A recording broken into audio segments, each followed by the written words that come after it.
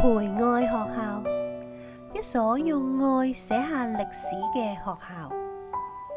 1965年，香港基督教服務處秉承基督愛鄰舍嘅教導，見到弱能兒童嘅需要，創立咗培愛兒童會。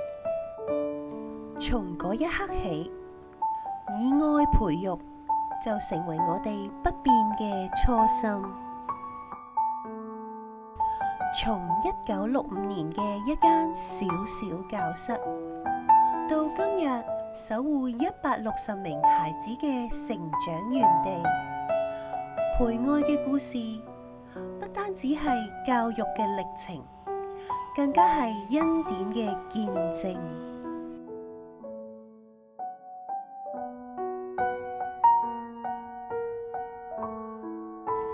1965年5月22日，香港基督教服務處喺黃大仙下村25座創立咗培愛兒童會。當時特殊教育尚未普及，20多名因小兒麻痹症而身體弱能嘅孩子被拒於常規校門之外。然而，培愛深信每個孩子都係上帝獨特嘅創造，儘管資源有限，僅有一位教師同一位工友，培愛仍以救濟與福利為基礎，為呢班孩子提供教育、午膳以及校車接送。呢份一個都不能少嘅初心，成為培愛嘅起點。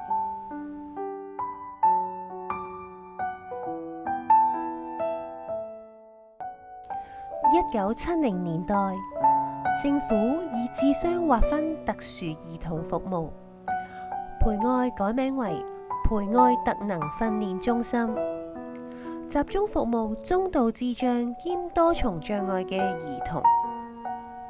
1972年，中心遷至荃灣雅麗珊社區中心嘅2樓。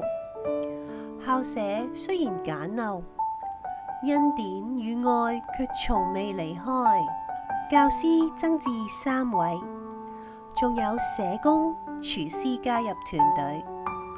學生嘅午膳從此有咗家嘅溫度。1979年，9年免費教育實施，培愛更成為首批納入教育署津貼嘅學校之一。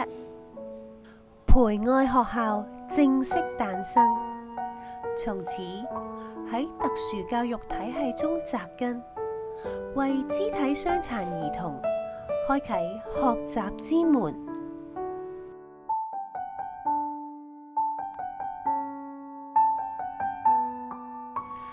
1997年，屯門青山公路嘅標準校舍落成，寬敞嘅空間、無障礙設施，讓教育與復康並行。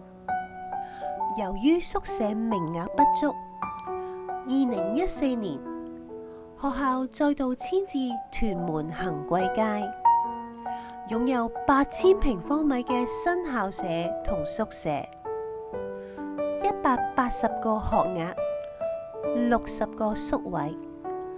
不單止提供教育，更為孩子打造第2個家。從黃大仙到屯門，變嘅係校址，不變嘅係上帝嘅恩手，永遠以愛引領我們。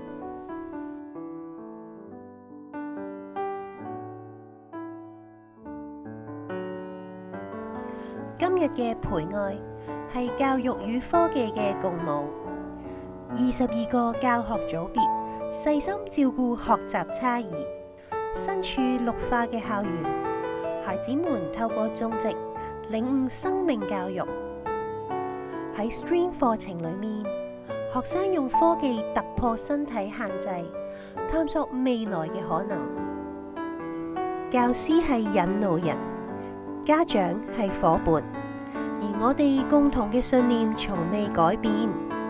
每個孩子都有潛能讓我哋去發掘。